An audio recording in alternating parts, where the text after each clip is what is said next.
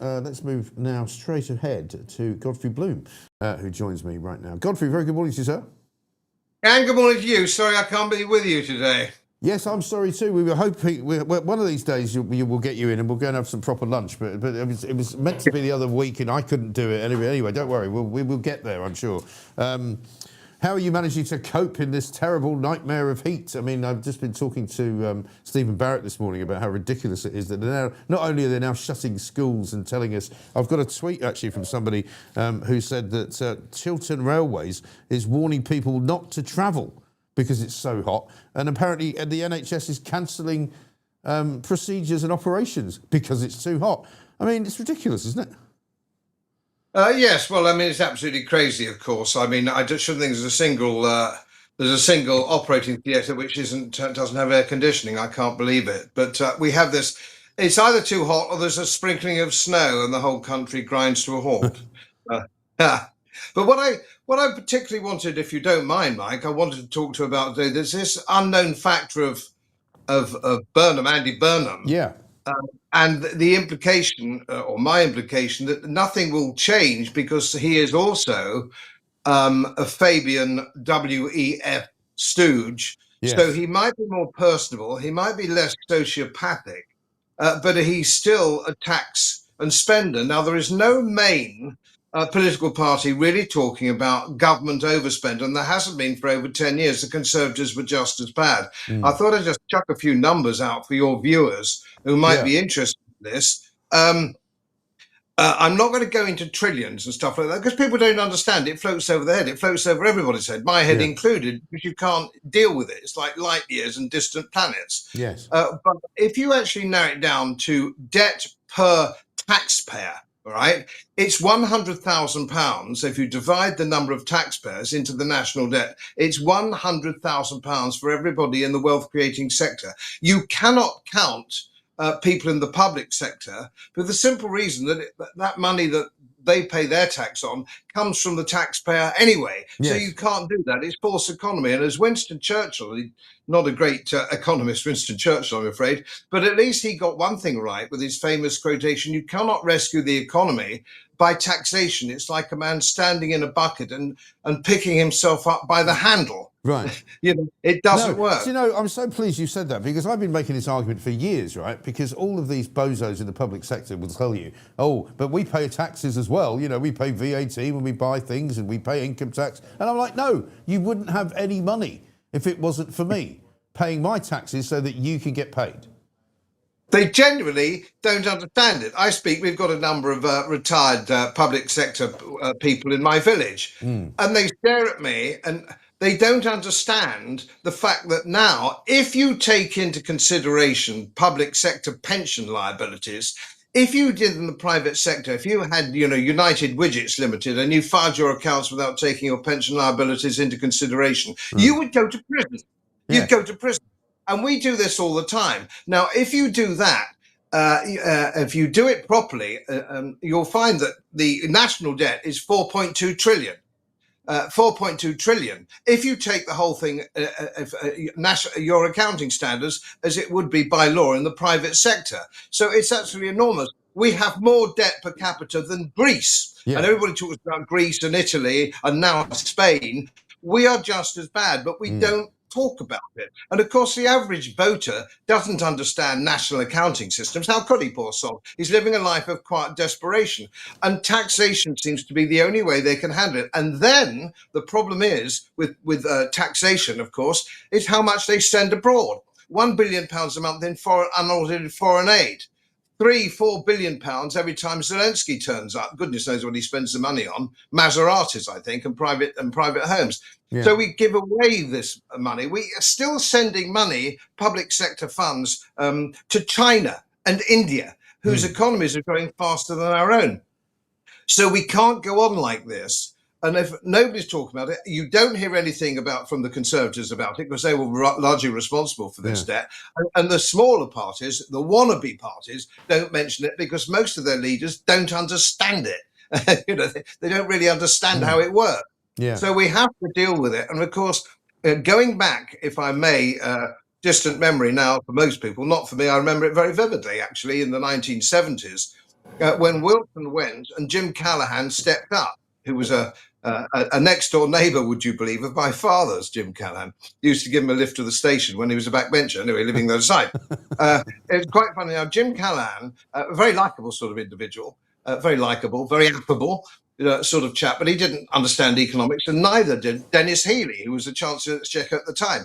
And in the end, the IMF, as you will know, stood in and had to rescue the country, had to bail us out. The embarrassment of our nation being bailed out by the IMF. And people are today talking about the IMF having to step in.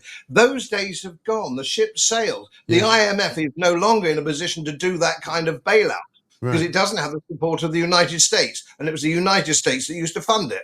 So there's nobody there. So what we are going to do is we are going to go into a massive depression. They will have to print money. They will print money, which will cause hyperinflation that we had in the 1970s.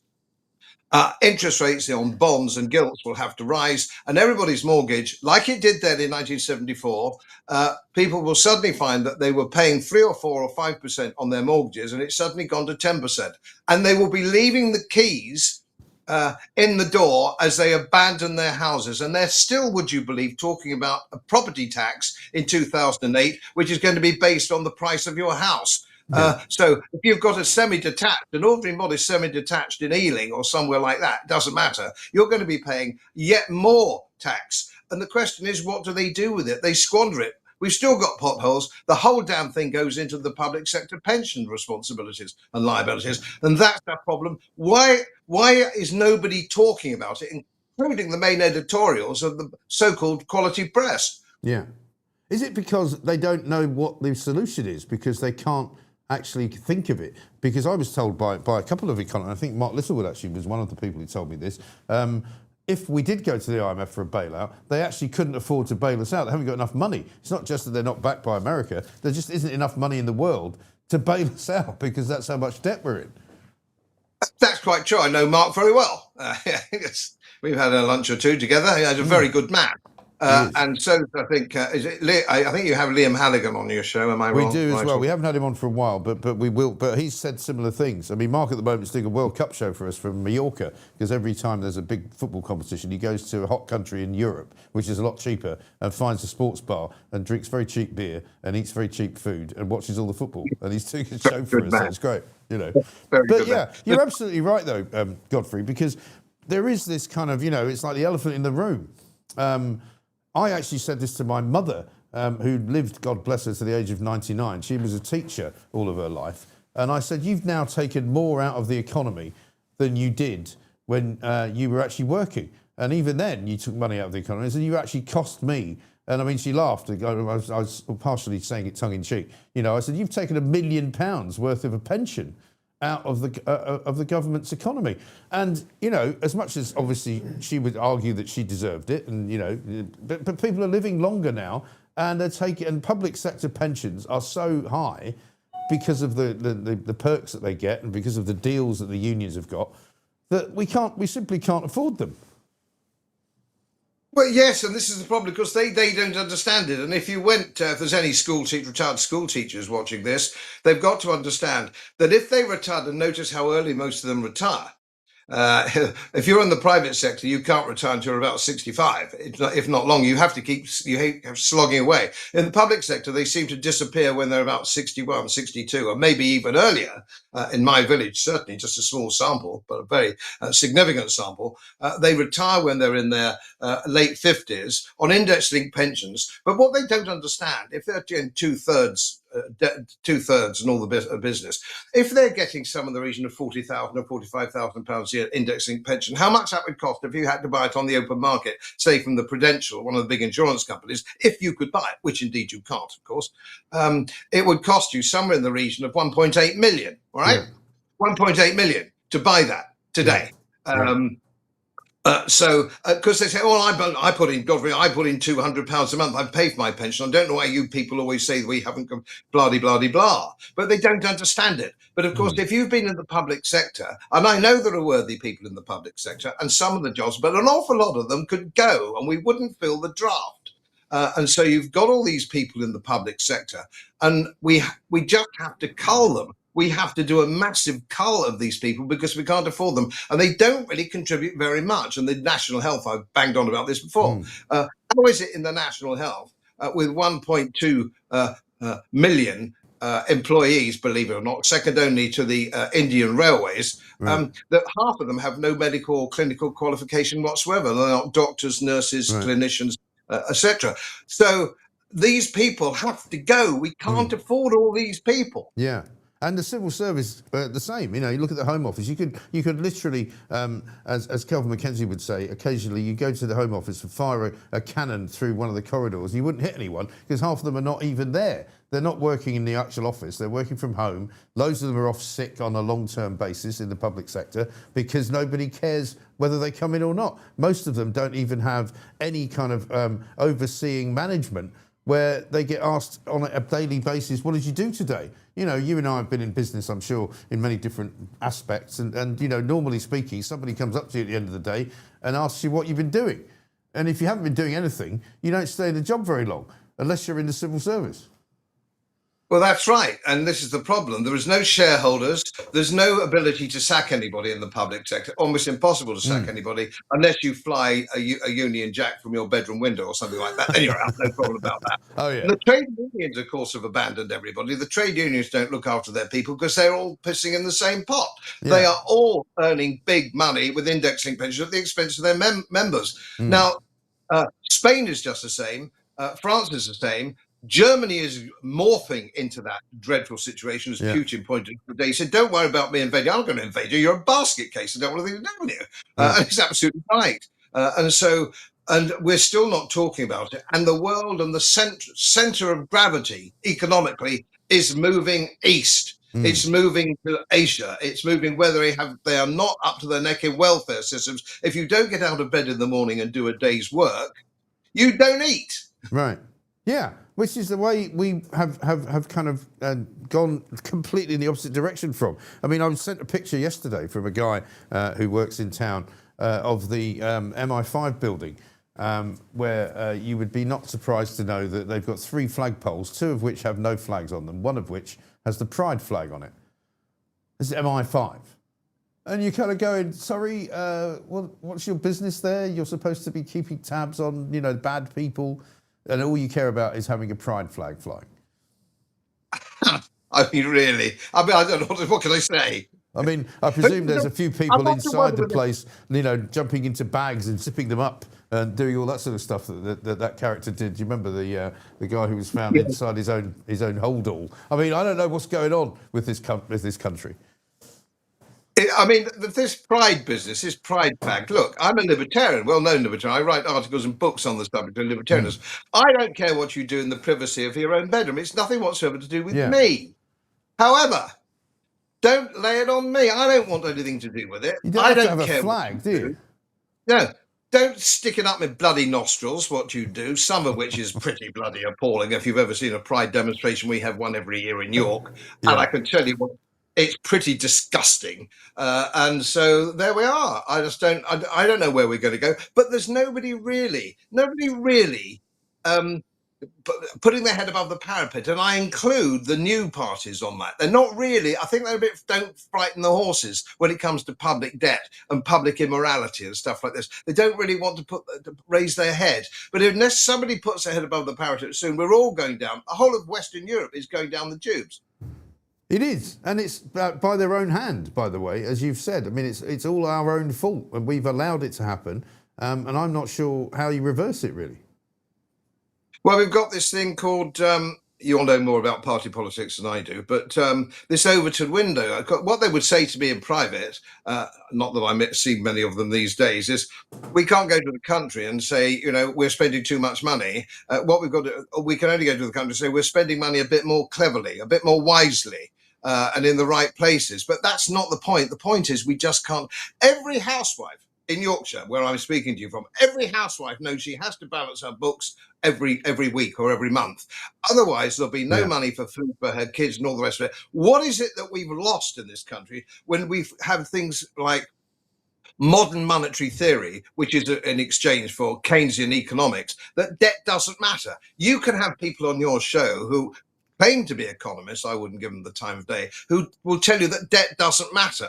But of course, debt has to be serviced. You cannot raise everything taxpayer.